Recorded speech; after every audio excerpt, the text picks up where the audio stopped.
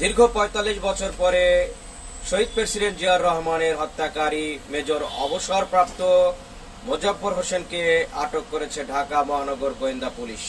আসসালামু আলাইকুম। আজকে জাতির জন্য একটি সুসংবাদ নিয়ে হাজির হয়েছি।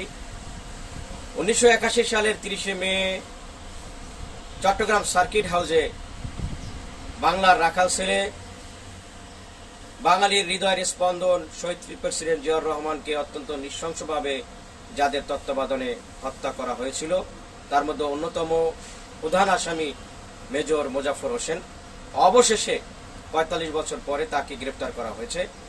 গতকাল রাতে বনানী ডিওএসএস এলাকা থেকে তাকে গ্রেপ্তার করতে সমর্থ হয় এবং তাকে সেনাবাহিনীর কাছে হস্তান্তর করা হয়েছে।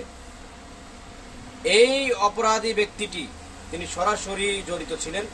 তার তত্ত্বাবধানে অন্যান্য সেনাবাহিনীগুলো বিপদমুখী হয়েছিল এবং এই ধরনের বড় ধরনের একটি নৃশংস যে হত্যা, বাংলাদেশের প্রাণকে হত্যা করা হয়েছিল, শহীদ প্রেসিডেন্ট জিয়াউর রহমানকে হত্যা করা হয়েছিল।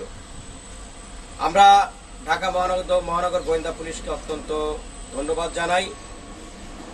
এই অপরাধী এখন সেনাবাহিনীর কাছে হস্তান্তর রয়েছে। আমরা আশা করব যে তার যে সঠিক বিচার, একটা নৃশংস বিচার যেন জাতি দেখতে পায় এবং সেটা যেন অতি শীঘ্রই এবং প্রকাশ্যে হয়। কারণ অন্য কোনো সেনাবাহিনীর লোক, মেজর যেন এই ধরনের অপরাধের সাথে জড়িত না হয়, সেটা আমরা আশা করব এবং অতি শীঘ্রই যেন সেটা বিচার করা হয়, এটাই আমরা সরকারের কাছে দাবি জানাই।